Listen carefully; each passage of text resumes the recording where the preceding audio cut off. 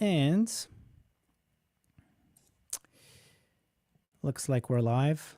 Lucky, you want to confirm that? I'm going to spotlight. Oh, Lucky, you muted yourself. Yeah, because you said everyone Yeah, I except did. David. No, yeah. No, we're live. Yeah. We're good. Okay. Let me just spotlight David and myself. And I wanted to welcome everybody to this wonderful campfire, this cyber campfire. As you know, we try to invite the kind of people that I believe would be an inspiration to you in your journey. And so today I have invited into our campfire a master craftsperson, a master piano builder, David Klavins, hailing all the way from a small town, which the name I cannot pronounce, in Kuldiga. Latvia. You do it for me, David. Kuldiga. Kuldiga. Kuldiga in Latvia. Kuldiga. Yeah. Cool. In the middle of a forest, you're living, working, and it's incredible because I think many musicians in the world know who you are, and it's because of your obsession as a craftsperson to build the finest, most interesting, best sounding pianos in the world. And this is not a marketing hype because you actually said you don't do any marketing. There are very credible people, musicians, pianists coming to you from all over the world to work with you, to order from you. So this is very interesting to me. I know you personally because we have spoken before, and we've had great conversations, and you struck me as the kind of person who is like a few steps ahead in the journey of life and maybe can turn around to some of us folks walking behind you and say, hey guys, that detour I took over there, don't bother with that, just keep going straight. Or, that detour back there, you should absolutely take it. And that's why I have you here, just to chat openly and see where the conversation takes us. And then we're going to leave some room for questions from our pro group folks, and maybe from whoever else is on the stream that would like to type in the question on the YouTube stream. So we'll give you a chance to ask David questions. So David, welcome. Thank you for being here. And Thank you. Thank you for the invitation. I appreciate always to collaborate or talk to creative people because as I understand, all the people surrounding yourself are of the creative kind. And I think those are the people who are changing the world actually virtually and really in every regard. So it's always valuable to exchange thoughts and experiences with you guys. Yeah. I'm especially trying to sell people on the idea of answering your call. So at some point in your life, some people are lucky to have it very early on. They say, I've always known that I wanted to create for a living. Yeah. There's no other option. And then there's other people like me who had to try success by other people's standards. So like working a fancy corporate career or something like this. But eventually, if you're honest with yourself and you listen to your voice, the creators have a calling, a little whisper inside that says, hey, you should be like moving people. What's with these spreadsheets? What's with these stupid meetings? Why aren't you creating things that actually impact other people on a deeper level? And I think a lot of musicians get into music for that reason. But we're in an interesting space here because while I appreciate music as a potentially sacred form of art, which it can be and has been, it can also play different roles. And we as people can also be artists for half of the day. And then the other half day, we can be cunning, quote unquote, craftspeople who are not ashamed to accept commissions from those who have the money and they want some kind of commercial art, let's say, and we have the talent to provide that for them. Because let's face it, at the end of the day, we want to stay in the studio as much as possible instead of having to get a day job. And so we're in this unique position of trying to be artists and artisans at the same time. And I think you are uniquely positioned to talk about that a little bit, because you are doing the same. You're not just locking yourself away in isolation, trying to build something nobody will buy. You're trying to create something wonderful, delightful, that does not compromise on as far as artistic integrity or creativity, but that will also be appreciated commercially, that will sell. So I'm just curious, let's start from the beginning.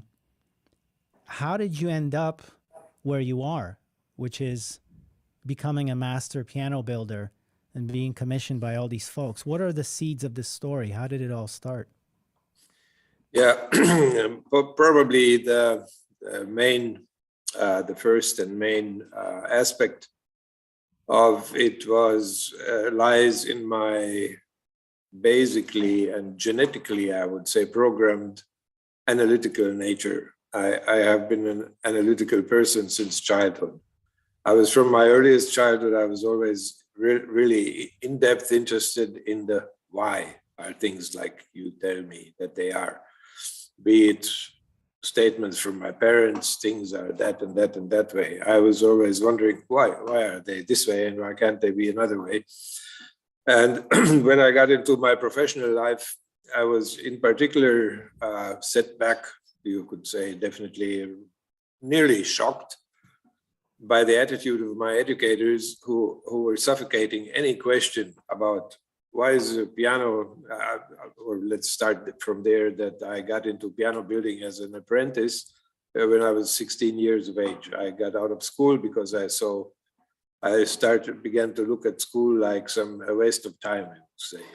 Sitting there and learning about the names of the Louis XII, how many children he had, the names and when they were born, and so on. I thought, this is insanity. I mean, I don't need this for life. I have to get out of this institution. And so I successfully got out of school by boycotting school. I didn't went there anymore until my parents understood, okay, it makes no sense to pressure this guy. And so when I got the idea of learning piano building, there was a violin builder who my dad knew. He actually planted that seed in my brain. We were talking about maybe me becoming a violin builder, and he had no possibility to educate me because of space. And he said, why don't you think about piano building? And I was, piano building. Oh, there exists something like this? Building pianos, fantastic, because piano was already my favorite instrument. My mother was playing piano very beautifully, and we had an old piano at home, so I was acquainted with piano. And so when I started the apprenticeship at the Schimmel company in Braunschweig, which was and still is the biggest German manufacturer, except that today they're 97% owned by Chinese. So then every question I asked, why are things solved this way, and couldn't there be a better solution or another way? All of such questions were always suffocated by the statement, don't waste your time and mine, my master told me, smarter people than both of us have thought about this 100 years ago, and they have figured all things out. There's nothing more to think about and to do. Oh, wow. You just learn how to treat these instruments fine, you tune them, you voice them, you take care of the action, and you'll be happy. Which, in fairness to your master, it could be like a wise thing to do, to tell your student to shut up and just wax on and wax off, because you need to put in like a certain amount of hours before you start questioning the whole thing. But also at a certain point, you have to recognize that maybe there's a new master in the making, and there should be innovation and there should be questioning, right? Do you feel like you were premature in your rebellion, or you considered things carefully and you said, why are pianos built this way? We can build them differently. No, I'm not generally a rebel or for rebellion. I would be really absolutely happy if the world would be one nice, loving community with people only cooperating, not fighting each other, picking up every good idea, moving forward for the sake of humanity. That would be paradise on earth. I'm actually, if I ever can, I avoid conflicts as much as I can. I don't see any point in conflicting except when it's necessary, for whatever real motive, so to say. And in particular, when it's about progress in any direction, be it in a profession or be it in any other fruitful idea that comes to your mind, how you could contribute to a better society, let's say, or what a better means contribute in a positive way to society. Nobody knows exactly what's better or not. I mean, is it better for people to listen to your music? Or maybe it's better for them to not listen to your music, depending on what kind of energy you convey with your music, for example. And anyway, when thinking about how much I was blocked to live out my interest and my curiosity in the meaning, in the essence of piano building, then in my case, it was definitely like motivating for me to not take these answers as the law, but to think for myself even more. And I also later understood why it is on the field of piano building. The problem was, and it's in some other regards also interesting to look from this perspective, it is that if something functions over 100 years, like there was no change whatsoever for more than 100 years back then, now it's 140 years, that the piano had been invented, that everybody had agreed, this is it, this is the perfect piano, and we don't need more, we don't want more, we just make different colors, different sizes, and everybody will be happy. And for more than 100 years, everybody seemingly is happy. So it's the biggest wall of resistance you can possibly face if you are questioning that. And you say, come on, everybody on the entire planet has been happy for 100 years, and Klavins, do you need to come and disturb us here, our peace? Obviously, as the development shows, it made sense to disturb the peace. But in the beginning, I had no idea how successful that would be or not. And there we come to At what point in your another life point. was this? How old were you when this started? My apprenticeship, I said, I started with 16 years. Then about, you could say 15 years later, like after I was like roughly 10 years into practically working with pianos and pondering and studying and researching on my own. Because the first business I started after apprenticeship, I was working for 2 years at a piano shop in Bonn, Germany, where I was also born and raised. To gather some basic experience about how does the piano market look, what kind of pianos are out there, etc., etc. And during that time, I found out that the dealers back then were disregarding old pianos, means before Second World War, and telling everybody, throw it away, it's garbage, buy a new one, you'll be happy. And parallel to that, I had found out in the client base of that piano store that there are wonderful old pianos who often sounded much better than new ones and were more impressive and artisan work by means of the casing, etc. Much more valuable in my view. And so I decided to focus on rebuilding pianos and established my first company in 1976, with the focus on restoring old pianos. And while I was doing that 10 years, like roughly 10 years, I was pondering all the time and indulging by studying myself what kind of effect, what kind of changes on the piano structure have, the soundboard, the scaling, string scaling, etc., etc. And so I sort of, you could say, was deep diving into the questions of why the pianos sound like they sound. So it's your analytical nature that came into being again. Yeah. Really analytical. Yeah, and that often didn't pay back because I needed 3 times longer for the repair than I had promised my client. I said, yeah, okay, you'll get your so piano you weren't back a very in a good month. Repairman. But because I had to experiment with this piano, so I couldn't finish it in that speed, that swiftly. And so it was not very profitable on the one hand, my research that I did on my own, but it paid back later, you could say, in a way. And yeah, that was actually step by step, I was gaining knowledge about pianos. And then parallel to that, I was also tuning more and more concert pianos for concert grants for pianists and so-called big pianists. And although I also back then I began to understand that there are no big and no small people in the world, that we are all equal. Only we have very different functions, and there's no reason to look up to one person just because he happened to be successful with a certain function, and to look down on the other one who seemingly is nothing.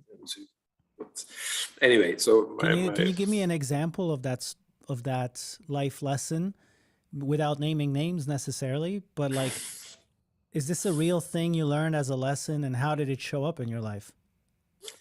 Yeah, it was essentially the more I met so-called big people, and the more I analyzed those people. I'm analyzing, I was always analyzing, analyze everything and everybody. Taking measurements. Like it's a drive, it's a self-perpetuating thing.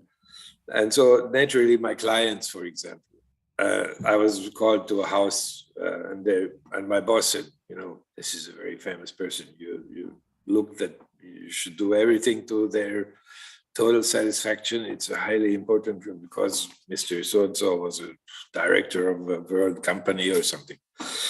And I meet these people, and I tried to be nice. I mean, it was always as nice as I possibly can, and find out they're regular people. I mean, okay, they have a high position there, but it often turned out with the ones with whom our frequencies were aligned, that those high up people were just nice people like you and me, and the other way around, people who nobody knew were in part totally fascinating people.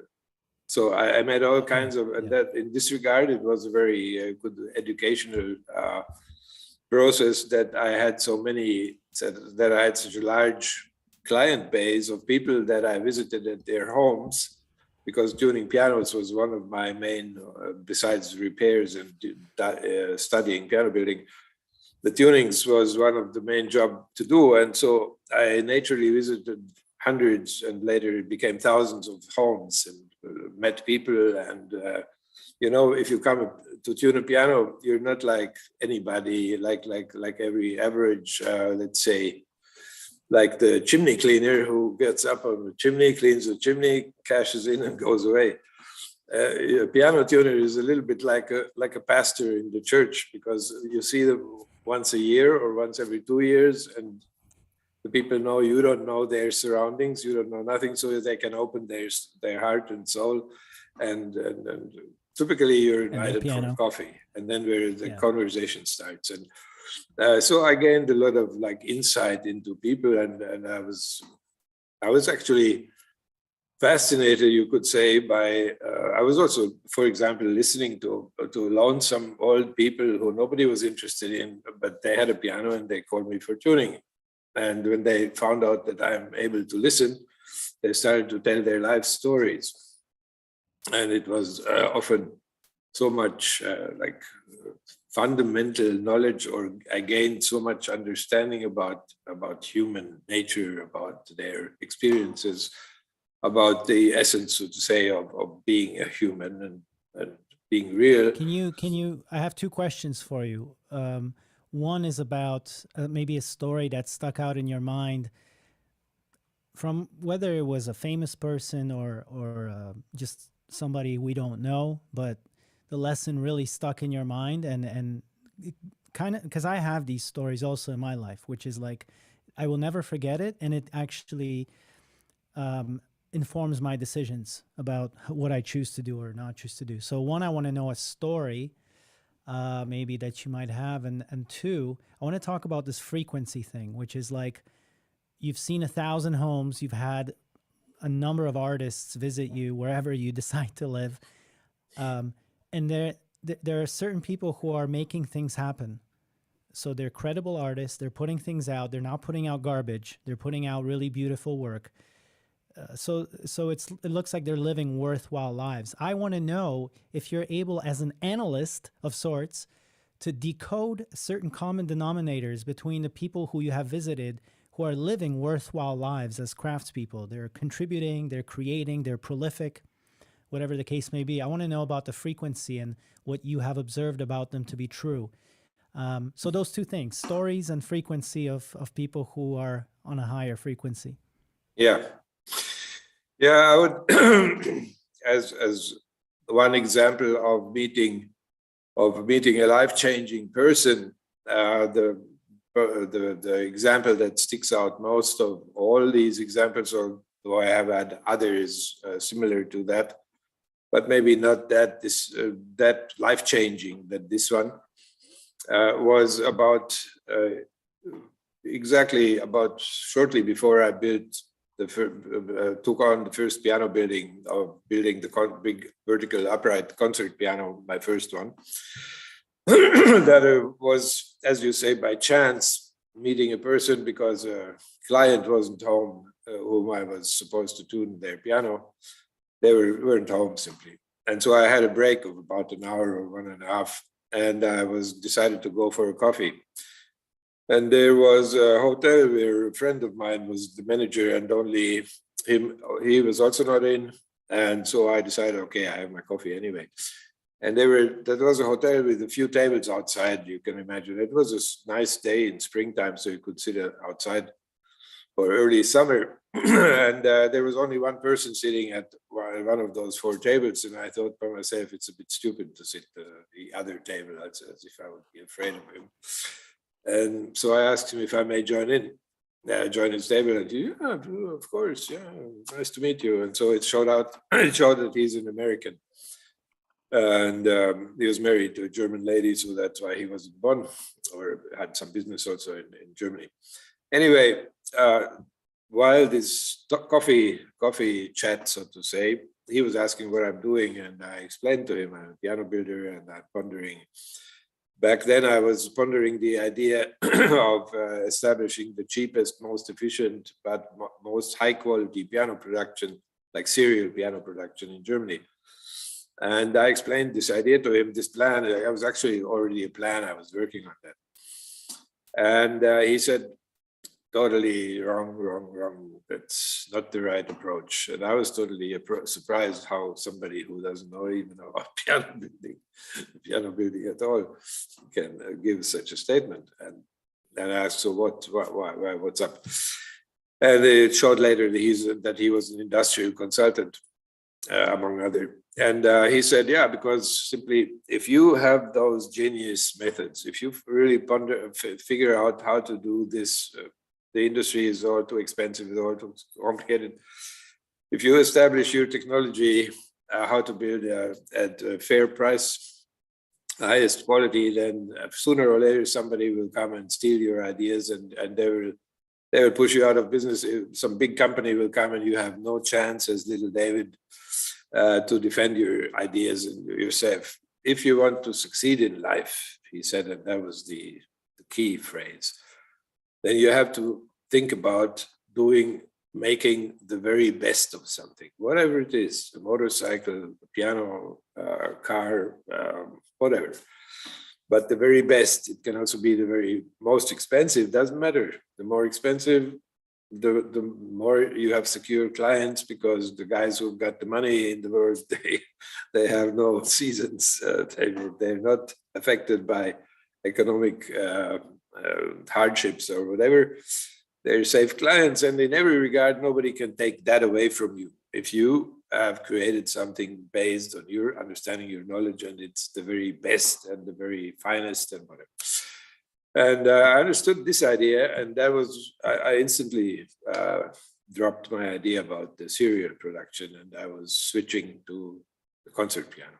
So that was, in this way, the most I want to important. actually reflect on that, because first of all, I think there are no accidents in life. That's my personal philosophy. Sure. There are only signs, and I've had angels in the form of human beings appear to me at the right time and like say something and then disappear, like total strangers Yeah, I that have agree. influenced It's the often, entire yeah. course of my career. But I want to say something to relate it to our people, because this is something I'm giving a lot of thought to. In our business, there's a theme of consolidation happening.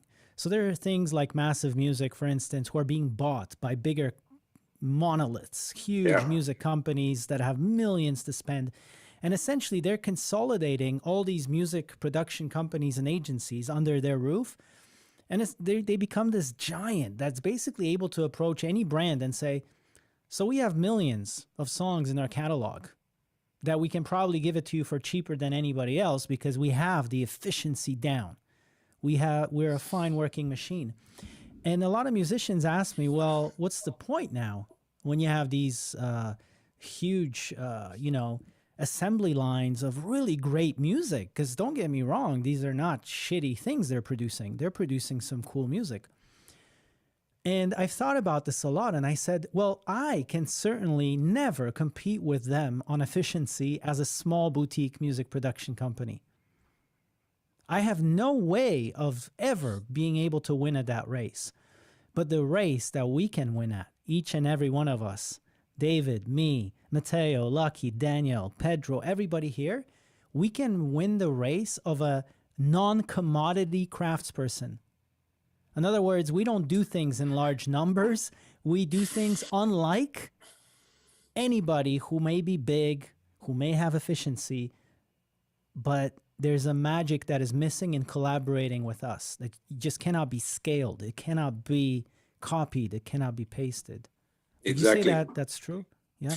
Absolutely true. And in particular, also, my own work is an example for that.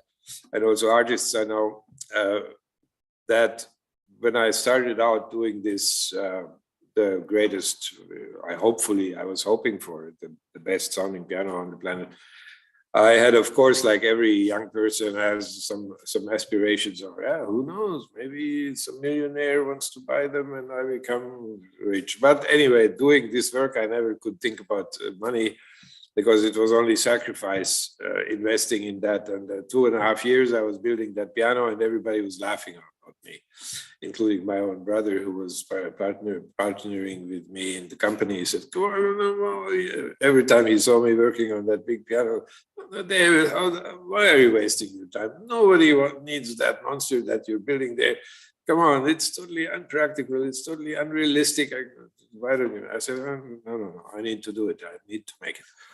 And that's that kind of determination. If you have an idea for yourself, whatever that may be, and keeping in mind, and that's maybe one of the most important aspects, keeping in mind that there are no two humans similar on this planet. So everybody, in each of you guys, are totally, absolutely super unique, and much more unique than all the psychologists and psychotherapists and all those other smart people want to induce, and they're declaring they have some drawers where they put everything. Yeah, you're INFT, you're EMJ. Yeah, Yeah.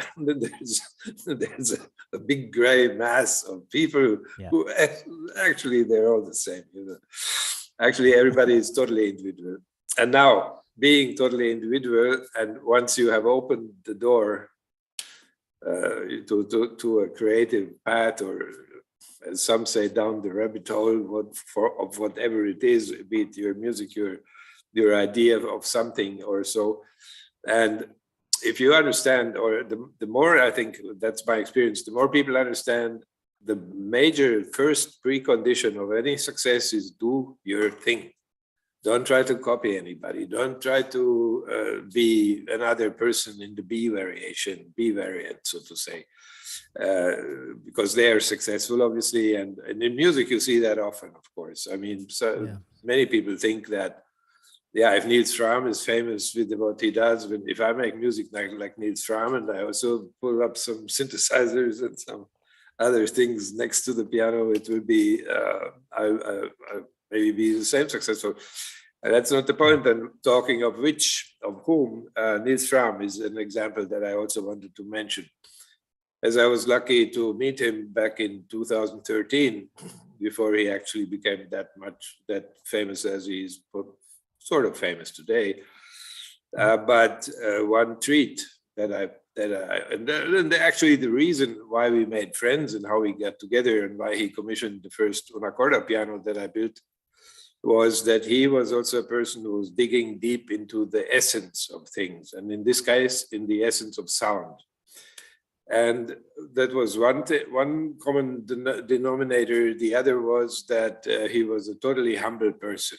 He came along, as I said, which I emphasize very much, as on the same level, not like, I'm the famous. He was sort of pretty well known also back then, and could have been a little bit arrogant or something.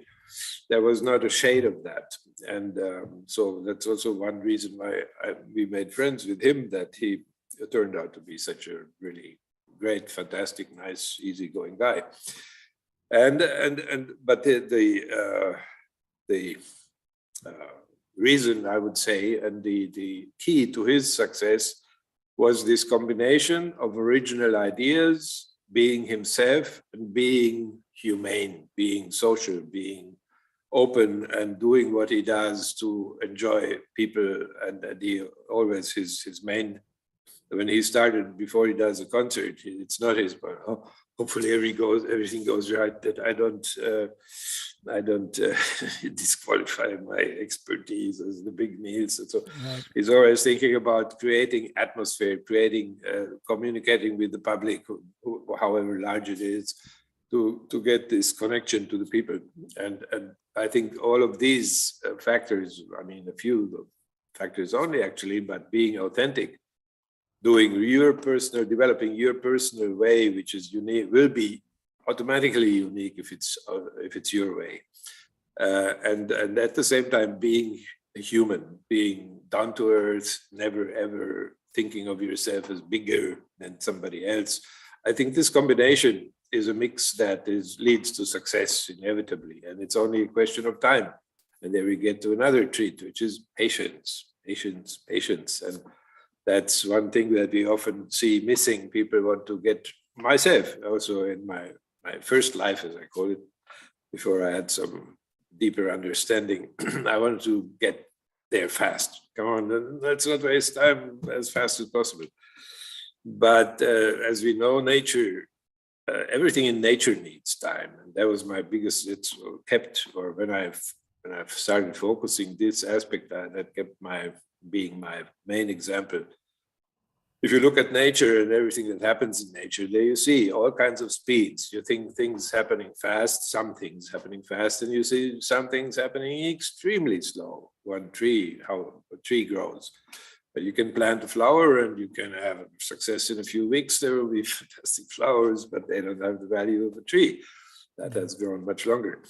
And so anyway, the nature processes of all sorts and all of what we do are natural processes. So we are part of nature, embedded in the entire universe, so to say, universal clock of nature. And the more we understand and adjust to the natural laws, among others, which is time, patience, it needs time something needs to be, the seed needs to be put in the ground, needs to be watered and taken care of, and then it needs time. You can't force it. And so that, so to say, in essence, is, I think, some of the major aspects how to succeed. And why you will succeed, I think everybody will succeed who's staying true to himself, true to themselves, so that not trying to, as I said, copy somebody else who's successful. Can I ask you something as an analytical craftsperson? Some people struggle with that. Like, what is my unique self? Or, what is that perfect intersection of like a commercial craftsperson that I can bring to the marketplace? What is that unique thing, keeping in mind that if my unique self is playing some really weird instrument that I'll get hired once every 5 years to play for someone, it's not exactly going to put food on my table. So have you found a recipe or a tool or a way of thinking about how to bridge the uniqueness, which we can't help to be. Like, we all speak in a certain way, we all have our certain passions, with like connecting it to the marketplace, which we don't want to do too much of, because then we start copying Niels Fromm, we start copying our competitors, and really then we get lost in the mix. So I'm really curious to hear your thoughts on that. Yeah, the essence, I would say, again, is the principle of being a soloist versus being a team player, or let's say musically, whether you're part of the orchestra or you're the soloist, be it the pianist or the solo violin or whatever. And that again, there again, we get to the uniqueness of the person. Not every person in its very uniqueness means that they're a solo player. And most people, rather, of course, naturally, I would say, even most people are team players and are meant or find their best, so to say, position, their best ability and platform to be creative within a group of people, like, for example, the orchestra. And my advice for anybody, that was a good example, somebody who plays such a strange instrument, typically they asked only every 5 years, that this is the perfect person who would add spice and pepper to some musicians who do something that's frequently requested, but with this combination of this strange instrument, it's instantly something unique that nobody else can offer. And so the uniqueness doesn't mean that you on your own and by yourself will become successful in every regard. Most rather not. Most rather, the success is really in cooperation and collaboration.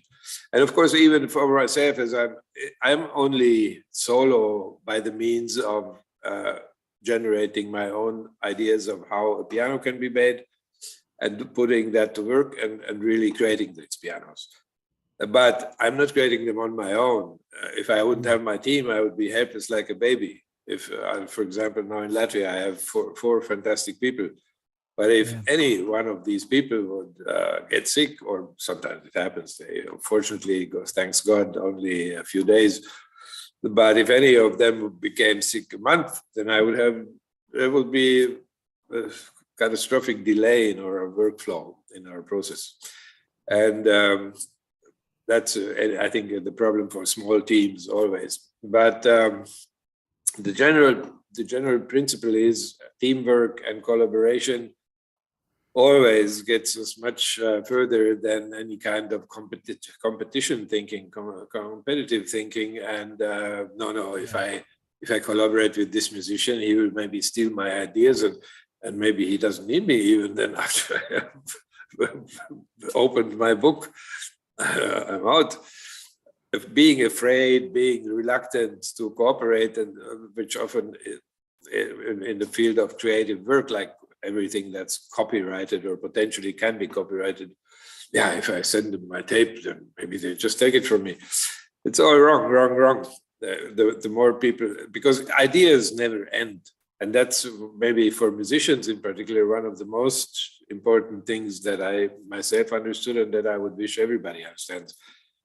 You can have the most unique ideas that absolutely nobody on this planet has. And if you give away one idea, then the second idea, the third idea, it will only foster your development.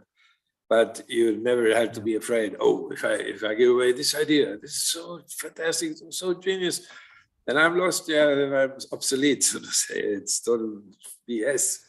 We never run out of music. We never run out. Regardless how much has been created, there are always new ways of creating music, and by that means, in that regard, artistic expressions and of all kinds. And so, collaboration. Bravely moving forward without being afraid, seeking the people where you feel you got kind of the same frequency of, so you get along with each other personally. And I mean, it's a fact of life. We all know it. You sometimes meet people, you simply have no connection. No connection. It's not a bad person, and I wouldn't disqualify them as in any regard. But I just find out Not the same there's frequency. no I can't even talk. You can't. There's no point in connecting. Other times you meet people, you're like brothers from the first onset. You instantly feel the frequencies are sort of corresponding. And that's also such a detail to take in account that not necessarily everybody who is supposed to be a good partner or an interesting partner in your field may be the right person. And again, when you go forward anyway without being afraid, you find out, okay, this works and this doesn't work, and you switch to something that works. Yeah. Yeah, I'm totally with you. And I think don't spend your time with people who are not on the same frequency, because honestly, the leaps, you can experience a quantum leap in your progression in your output when you meet a person who's on the right frequency. And also, I would add that part of your job as a craftsperson and a human being is to tune yourself.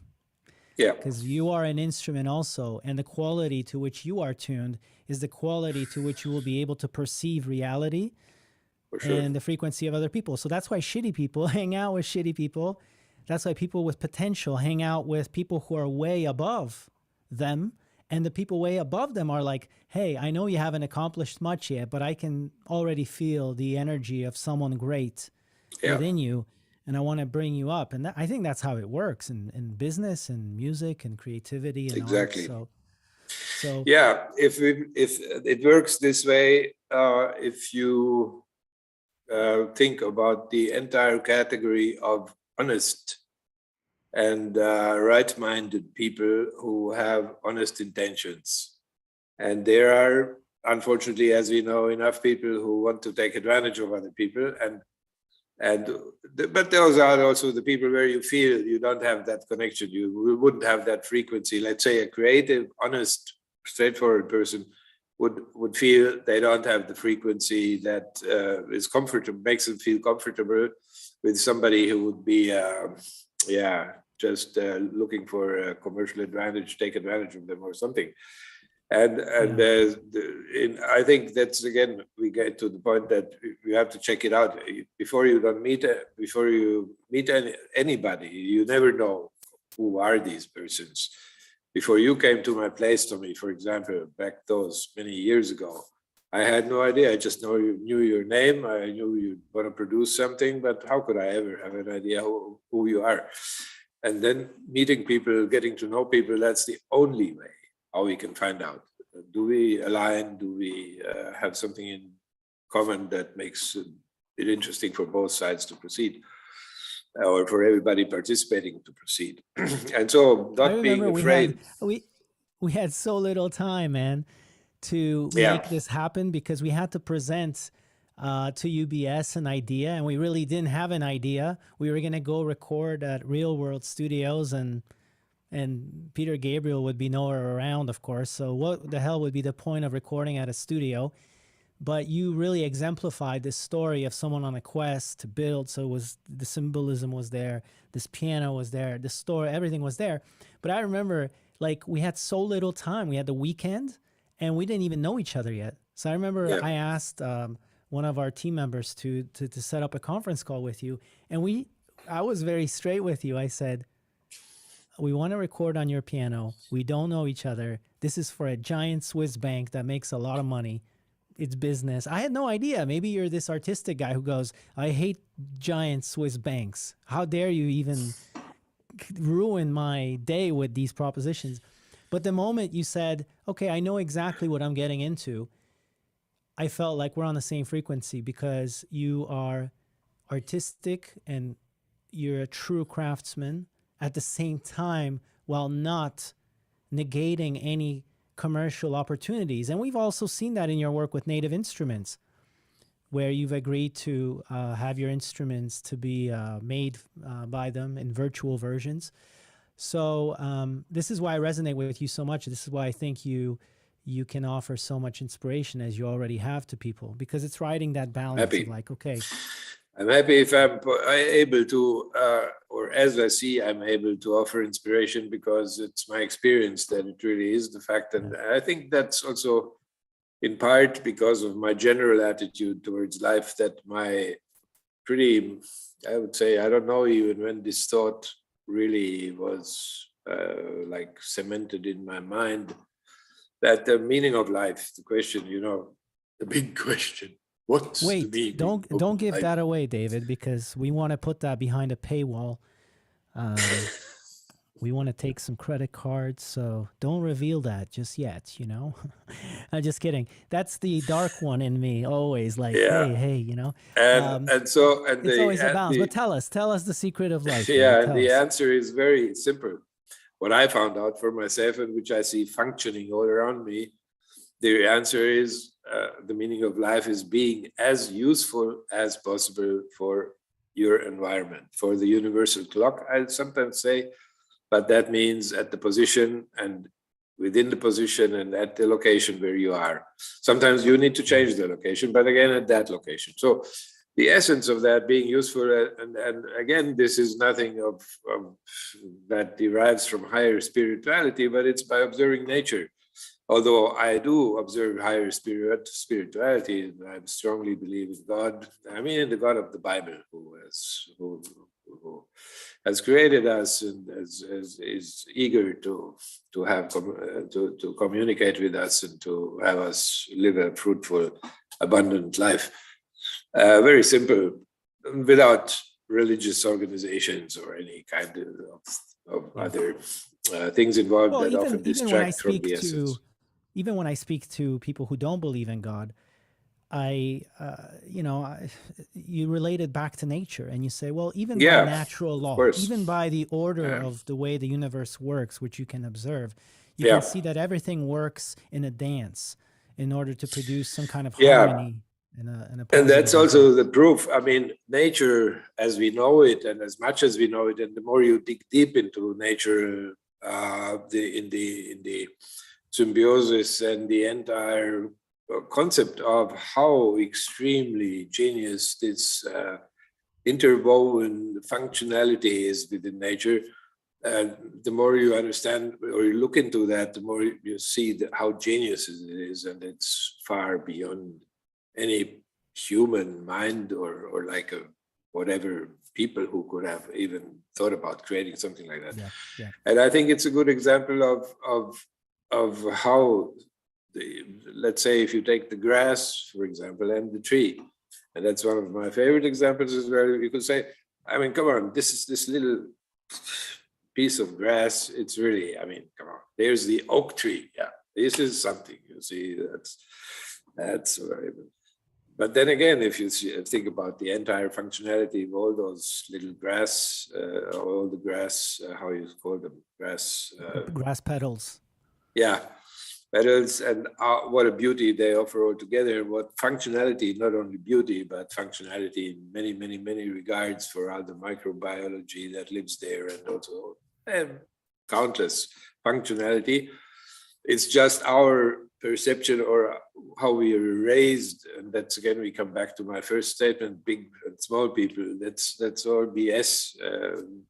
There are big and small things in the world, on the planet, but the meaning of them are like they have the same like value by means of being important, and and that's in that as the driving force, or one of the driving forces of the commercial world, of course, is competition, and you must move forward. You have to become big, and the bigger the better, and then you become rich and powerful.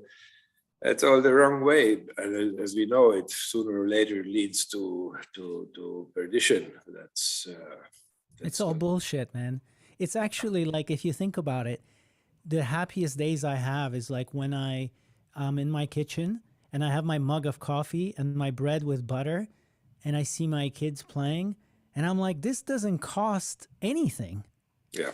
Do you know what I'm saying? Like, yeah, okay, I have to pay the mortgage, but if I couldn't pay the mortgage, I could just as well be in a 1-bedroom small apartment, standing in that same damn kitchen with that same mug of coffee, with the same book under my arm, and still seeing my kid alive and healthy. Everything else is an add-on and potentially, probably bullshit. And it's all made by like media ideas of what is success, what isn't success. Like, keep your life very simple, guys. This is what I believe. I think David is the same. And you simplified your business and your life, I think, as much as it could be simplified. Yeah. Keep it simple. Follow your passion. Meet a lot of people. Keep the ones who are on the same frequency. Get in the same room with them. Try to create something that monoliths cannot copy and paste, because they can't. They just can't. Yeah. And hope that, that some money is going to come as a result.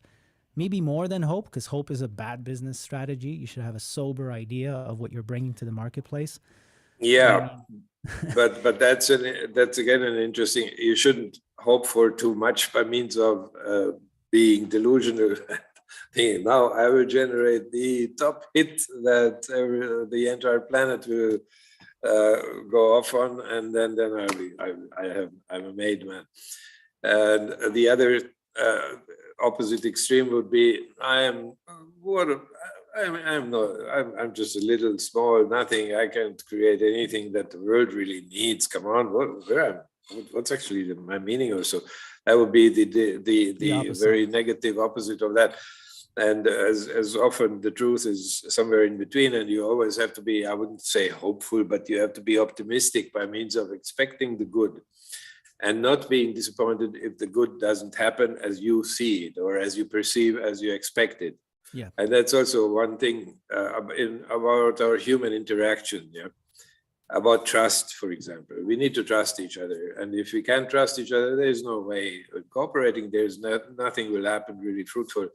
And then sometimes you would meet people who would say, yeah, I don't know you, and I don't know if I can trust you. And I have been so many times disappointed in life. Yeah, you're totally alone on the planet. Nobody else has been ever disappointed in life. Everybody has been countless times disappointed in life. The big question is how you value what's your attitude towards being disappointed. And of course, everybody who's a young guy, young pony storming into life will automatically and emotionally be disappointed when there is reason to be disappointed. And that's totally natural. But the question is, as we proceed in life, how much can we learn from observing the functionality of things? Yeah. And one of the things is then that we understand it's our attitude most of the times. It's not the situation. It's how we react to the situation. That's and right. We may be disappointed emotionally, for example, but we can understand that's part of life. Yeah, shit happens. So that's no reason not to move on for me. Yeah. And if one person has disappointed, or two or three persons have disappointed me, it's simply unjust to put that on the entire future society that I would meet and distrust everybody. It's totally wrong. And there's there's all kinds of details in this, but I would say we have already mentioned the most, which I think are the most essential points in attitude and in determination. And then maybe the only thing missing to add would be focus, because also that I experienced while I was developing my thing, so to say, the pianos. I didn't understand how valuable it is to focus, and I was often doing 3 things at a time or 5 things at a time, and then there came another offer and say, yeah, I can come on, that's not that much time, I can deviate a little bit there. And so I had to find out the hard way, so to say, that it makes no sense whatsoever. Nothing was ever successful where I deviated from my mission, I would say, or from my actually original path. And as the more I understood that and got to focus what I'm doing, the more it naturally developed and succeeded without me even stressing it in any way. I believe, and I want to get to your questions now, guys, because it's been already an hour. David, will you have like I don't know, how much time would you have? I don't want to keep you too long, but I want to. No, it's not a problem. Yeah, just let's keep it natural. If somebody has I'm Yeah, not okay. not in a hurry. I do have another Zoom call after we finished, which I even don't know if it happens because I can't find out while we're talking, Okay. or I can find out, but I Let's don't want to let's deviate uh, from. let's keep it crisp and clear. And Yeah, yeah, but I want to second your thing about focus, which is that focus is a path to true fulfillment and true joy and happiness. yeah. I agree absolutely. I think focus is painful in the short term, but it's deep happiness in the long term. Whereas distraction is like pleasure in the short term, Yeah, because focus can be painful in the short yeah. term, but it's ultimately your demise. So it is. It's totally your demise in the long term, because you will never grow an oak tree if you keep planting all sorts of stuff. So focus, and I mean, we are learning that lesson also as a company now, which is Yeah, like, hey, we don't have anything to worry about. Like we know we just have to do this thing, and yeah, then yeah. just let the reality handle itself, while we Absolutely. keep our head down. Yeah. I would like to add there one thought, which is the understanding that the worst or the biggest enemy of the best always is the good, not the evil. If you look at all the distractions, they're typically interesting, fascinating, all kinds of great things. You can't say, oh, these are bad, and that's the reason why I don't care for it. They're good things, they're interesting things, they're fascinating things, and without the focus or without the determination that you have decided I want, and I decide in future to focus on my way, on my thing, on my what I have understood, what I want to develop, and filter extremely and leave all the good and fantastic other distractions aside. So that's I I am think very totally, important to yeah. understand. Yeah, so much temptation with people saying, I got the latest hack, the latest thing, the latest. There's certain basics in business and in art which are true. In other words, and they will never not be true. I don't Yeah, care who emails you with the latest hack. The more people of quality that you know, the more opportunities you will have. absolutely. So you Yeah, cannot go wrong by continually getting in touch with high quality people and treating it as a marathon and not as a, hey, give me a job or a project yeah, tomorrow. absolutely. Yeah, And so that's like a principle. I don't care what anybody tells you about anything. I don't care if you buy 10,000 more courses online. The fundamental truth is you cannot do wrong by reaching out to people of high quality every single day and just like almost habituating it. So you'll be amazed what happens in your life in 5 yeah, years. Really, absolutely agree. as long as you said, David, you are a person of value. Like you basically offer yourself where you are at the moment with your skill and say, hey, I'm willing to help you out right now. I don't care if it's like bringing you a coffee. If the context is right for that, because you've met a maestro and you're a nobody, you should bring a coffee. Never mind anything else. If you perceive this person to be a good person, someone who's maybe testing you and not exploiting you, then it's worthwhile. But anyway, okay. I want to shut up because I could keep talking to you for hours, of course, but I want to give other people a Yeah, chance to connect with you. So it is. It's there is. I mean, if you think about life now, start talk about life. We can talk forever. of course, yeah, of course. Okay, guys in the pro group, anybody wants to raise their hand? Please step up and ask David a question. And we can also, Lucky, if we have any gems in the YouTube chat, then please tell me. Sure. But we have a couple of people. I'm gonna spotlight Tom, and let's bring Tom up here. Hey Tom, how you doing, brother? Yeah, I'm good. I'm good. Good to see you, man. Yeah, nice to be here, and obviously thanks to yourself, Tommy, for sorting this, and David as well for being here. I don't actually have a question, but it was just to say, well, thank you, and just to quite reassuring as well, like your experience and your story, and a lot of what you're talking about growth and relating it to nature, and things take time, because I think it is really easy to get caught up in social media and how it seems everything is turning over very quickly, but it's not like that, obviously.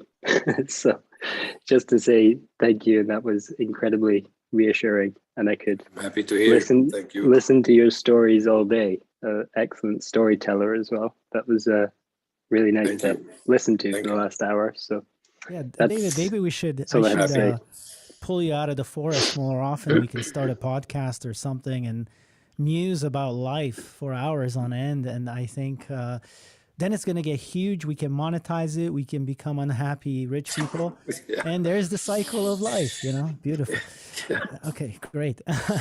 Thanks, Thank you. Tom. Thank you, Really Tom. appreciate that, No man. worries. That's all I had to add, but thank you. For instance, you, the way you present yourself, the way you spoke in this, you know, non-hurried manner, not saying anything clever, not having to be clever, just speaking a simple truth in a very humble way. That's going to get you far, man. You know how many people on a high level are like this? Maybe they just like, people think they're unapproachable or something, but in the end, they're just humble, hardworking people.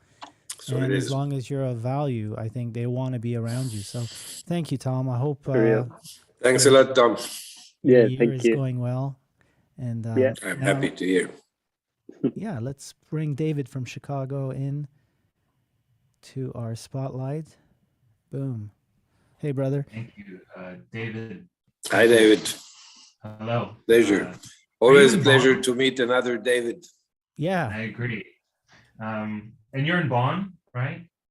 No, Or- I was born in Bonn and lived the first half of my life until now. My so far my life in Germany and not only Bonn, but Bonn is my like hometown, where I also developed my first business. And then I was traveling quite a lot throughout the world. I was living in half a year in South Korea, 5 years in the States, 5 years in Hungary. Just recently returned to Germany in between. Then 8 years, like 20 years ago, I had a period of 8 years living in Latvia, which is my native country. And now I'm like returned to Latvia and don't intend to move from here by means Very of changing my location ever again. Thank you. Well, it's a wonderful story. Everything and your energy is incredible. There's a question in the chat, and I kind of have a similar question. I just recently kind of was thinking like along the lines of your story, and I was working for other people a lot, and now I wanted to try very much to focus on my own thing, and so I left a job that I was doing in addition to music, and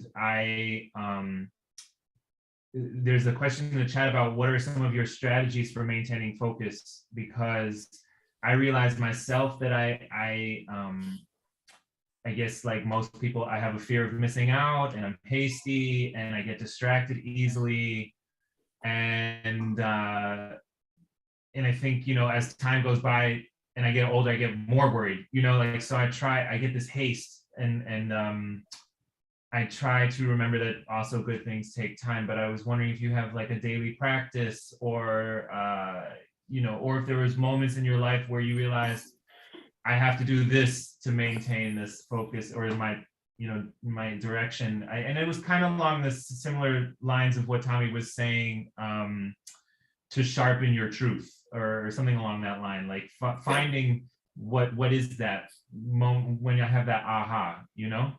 It's a great question, man. I wanted to ask you that. Yeah. Like daily practical stuff that keeps you aligned.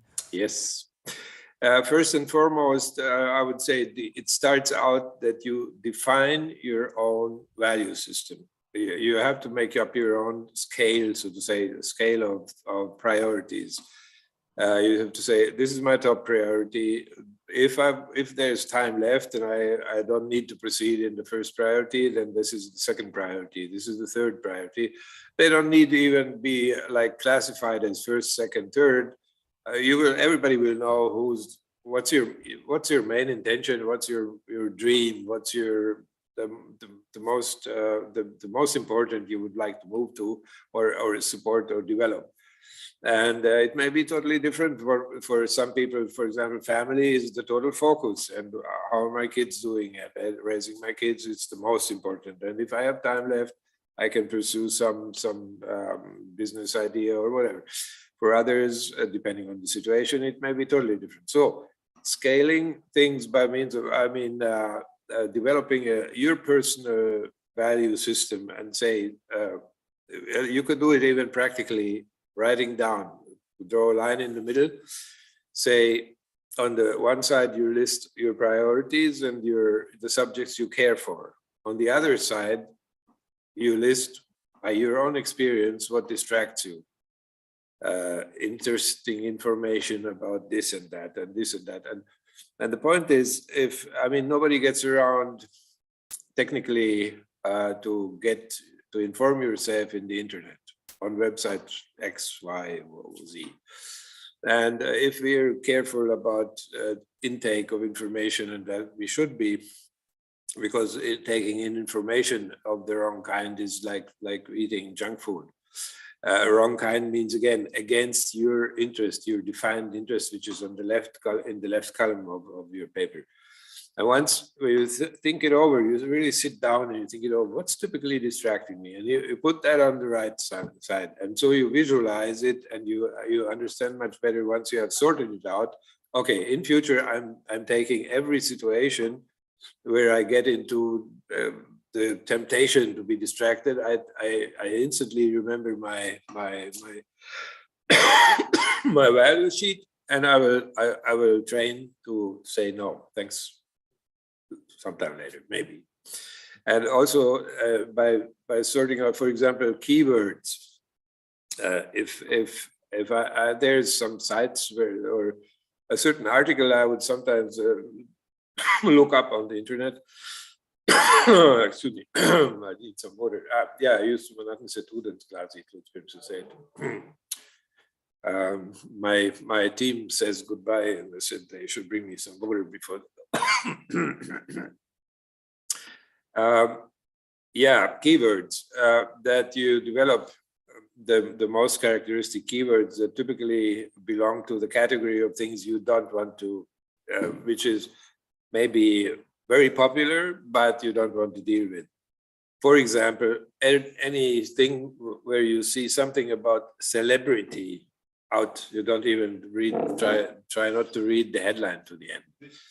Everything where you see Queen Elizabeth, instantly switch off your view. That's part of my example. It's my keywords. And I say total bullshit. I'm totally not interested in understanding what that crown in England does. Come on, David. Aren't you curious in the royal family and the latest? Yeah, whenever I read royal family, I switch off. Yeah. Bullshit. No, the point is I skip to the next subject. Yeah, exactly.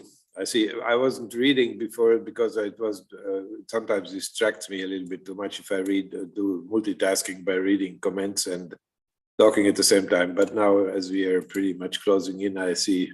Yeah. So anyway, developing your own criteria, which is what distracts you, what do you want to focus, and then again, do remember it's all training. Never get discouraged if you find out, oh shit, I wasted so much time today again. Okay, that's one reminder, don't do it tomorrow. And so you keep on and take every day as a chance. And by the way, taking every day as a chance is also highly important in my opinion. Starting the day, the most important thing is gratitude that you can start the next day, that you're allowed to explore the next day. And this gratitude, however it expresses itself, but it's important that you understand that it's a blessing to experience your next day. It's not self-evident. And then you go for it. And training makes it happen.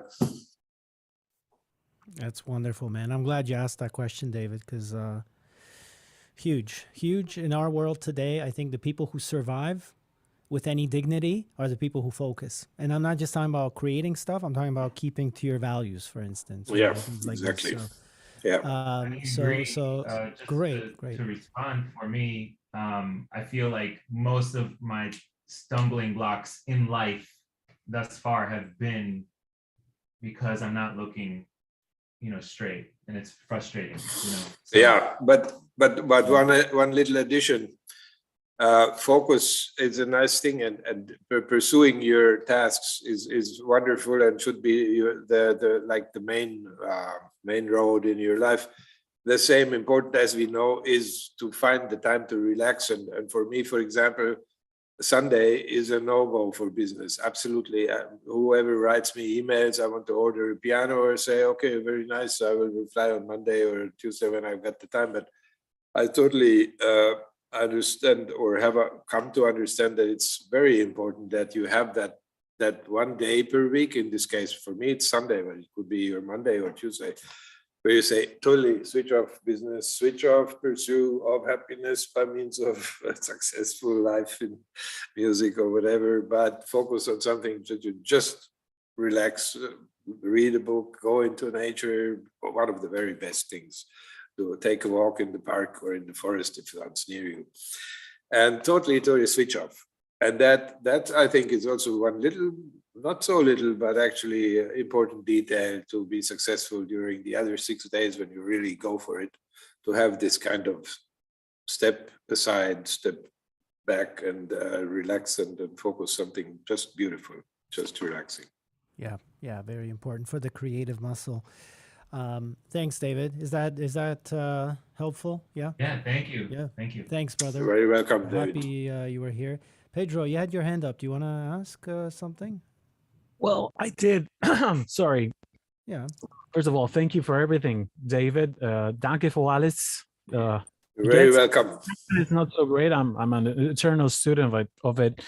I put my hand up, but then I put it down because everything I wanted to ask and talk about, like at various points of the conversation, started to, I don't know, get out there and become clear. To be completely honest, I mean, it's rare that I don't have anything to say or to ask ever. I'm actually speechless, and I'm very, I don't know, I feel like I want to think more than talk. Yeah, I think this is something you should listen to again. I'm going to listen to this again, and I'm even going to ask David if he will entertain a possibility of maybe us doing something on a more regular basis, because there's an incredible, David, even commercially speaking, I don't want to turn it into money right away, but I'm willing to pay people to help me clarify my focus, my purpose, whatever. Because we now live in a world of so much noise that sometimes you just need someone who lives in the forest, builds a piano, and can tell you, hey, you got to simplify. Pick your thing, focus on it, leave everything else. I mean, smartest guys in the world say that. So we'll talk. To insert in our minds. Yeah. I think you're such a good influence on the future. Thank you. I'm happy. I'm happy that I can live up to my meaning of life, which means being useful. But I would not charge for that. Let those other people charge. Business. I mean, I would have no problem if you charge, because you're engaged in organizing, working, spending your time, and so on. But I would feel bad if I would. Really, it's not my point. I mean, I make my money by selling pianos. That's I understand. I understand. That's totally okay. And for having these interesting discussions with people, I just feel happy that I can contribute to somebody else's progress in life, and that's the reason why I, of course, would love to also meet again if it's beautiful, as you see it fit, and as time allows, of course. Yeah, of course. Yeah, thank you, Pedro, as always, for being here, and you're always useful, man. You don't have anything to worry about. You work hard, you answer problems when we need them, so it's great. Okay, Lucky, It was a pleasure. It was a pleasure. Is there anybody in YouTube land that asked any questions or things we haven't covered? Yeah, YouTube land. Well, we have a lot of good vibes. Thanking for the chat, and we have people from all over the place, Tokyo even. David, I just feel like you're the kind of guy who's locked away building pianos, which, yeah, we're thankful for that. But you're also a really good communicator with a lot of lessons. And I feel like if I could help you to provide a platform where you just show up, I think you could really make an impact in other people's lives. And where that goes, who knows? But Yeah. that's something I think, because you are such a great communicator, and I knew that when I first met you, and this is why I think if we can find a way to make it work where it's not a big Thank time you. commitment. Thank you. but, Thank you. Don't continue talking like that. I may become, you know, how it is, the famous full of saying. yourself. I used to be conceited, but now I'm perfect. I love it. I like that. Tommy, we have one question from someone on YouTube land called 14 Studios, who says, a quick question for David. Have you ever struggled with feeling like a fraud in the course of your career? And if so, how did you work through that? Feeling like a what? Like a fraud. Imposter, like you're faking your way through it, like you don't belong here. No. I must admit that I have felt like a fraud when I was deviating from my way, from my course, definitely. Absolutely. Although I also learned the lesson that if you understand, or if you commit, and if you regret, also in a positive way, not by means of, oh, how could I do, but you say, okay, this was bullshit. I will learn the lesson. I have to learn not to deviate and not to care for project X, Y, and think that's the way. Then it turns into something positive in the end. But I have had times when I felt bad about what I'm doing. Yeah, come on, it maybe not, but you don't feel home. You don't feel right. And I think, but as doing my work, I always, so to say, felt like I do the best thing that I can ever do. And in addition to my work, I contribute my time to any kind of positive cause where I see a chance to contribute. Contribution. Anyway, it's all. Well, let me ask you a different way. Let me ask you a different version. Were you ever intimidated at any point in your journey? Because now you're building pianos. Yeah. Who are you? I mean, given all these. Yeah, great no, there have companies, been. Yeah. How did you overcome that feeling? How did you stay at work without going, oh, you know what, this is way too big of a mission? Yeah.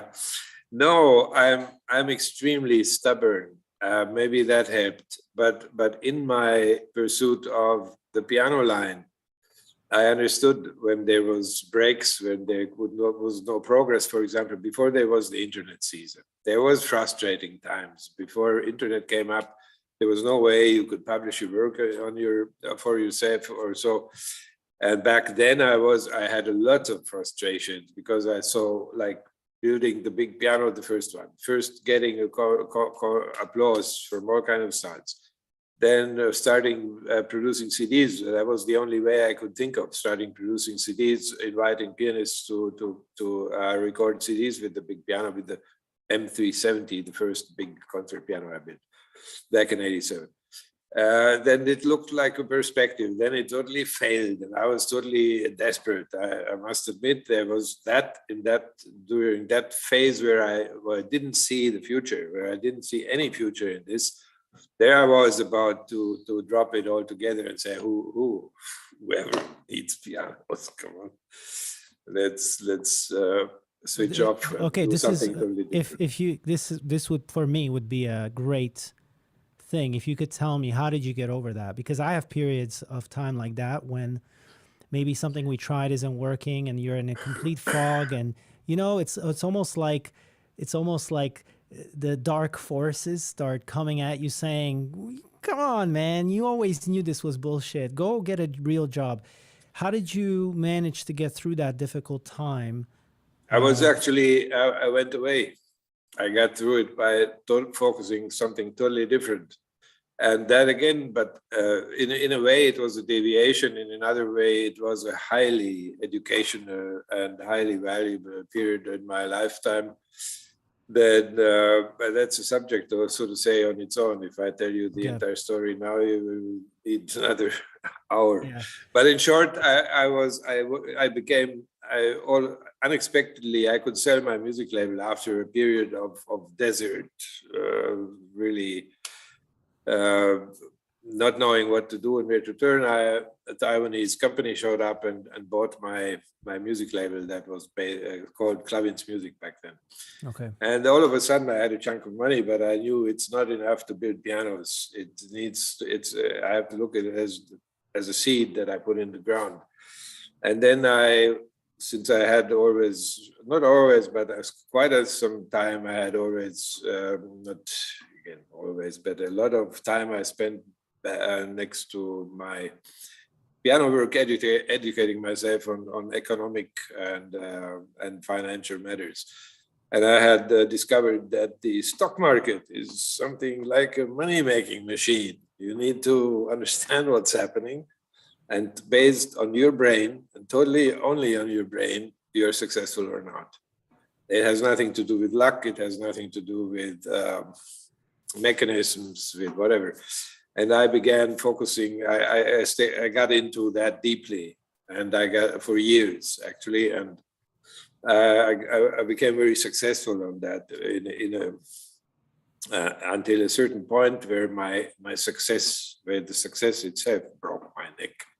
That's the headline of the story. Okay, so but just that was how life itself actually, in a way, pulled me off the piano track, while the piano thing couldn't develop anyway. So, and that led me to different understanding of things, to a different take on life, etc., etc. And then again, when I returned to when I was again invited, it was a definite invitation from a sponsor in America who pulled me back to pianos. Okay. When the time was over for that period where I was taking care of other things like finances and later politics and justice system in Latvia, etc. It's a huge story. It's a different story. Okay, I feel like there's definitely another episode or another call to go through those moments, like those specific moments. But I think today we covered a lot of ground.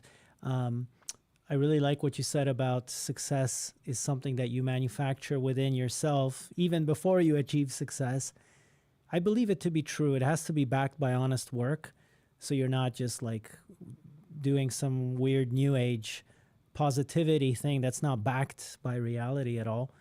But there's been so much value here today and very inspiring. And I really appreciate your time. I know I went over the hour. Thank you. So I'm sorry to keep you longer than what you committed to. Not a problem at all. I'm very happy that we had this beautiful community here, had this party, so to say, together. And I'm really happy to repeat, as we see it fit and as we see. Yeah. Well, I think I speak for everyone when I say that you're at the risk of inflating your vanity, which I don't think there's a risk of this, but you're a great human. I really appreciate you spending the time, and I really wish you a lot of success. You know, you deserve it. I hope there's more people that come to you for pianos that you actually enjoy spending time with. I hope to visit you when we're nearby, and thank you from the bottom of my heart for this. And let's stay in touch as we do over email. Yes, you're very welcome, and I was happy for the opportunity to meet all of you guys. And I'm really wishing all of you to have a takeaway from this that has some impact on your creative, successful lives. Yes, and we keep in touch. We keep in touch and go for it. Yes, listen to this again, and take notes and apply. That's the most important thing. All right, David, thank you so much. And very welcome. I'll stay in touch with you over. I want to fact check something. Is this the first time we have somebody that has his own Wikipedia? I know it's frivolous. I don't know, but David deserves his own Wikipedia. So sure. So I don't know if Yeah, it's the first time, but that's not so important, but because I know. pretty much opposing Wikipedia as an institution. Sounded fun to point out. well, let's Thank take it you. down then. I mean, but anyway, David, thanks so much, and yeah, we'll connect by email, and My to pleasure. everybody else, Thank you very everybody much, else, Tommy. Thank you, I'll see you everybody, guys later. participating. Okay. All the best to everybody. Yep. Have a marvelous day. All right. Yes. Ciao. Ciao, ciao. Ciao.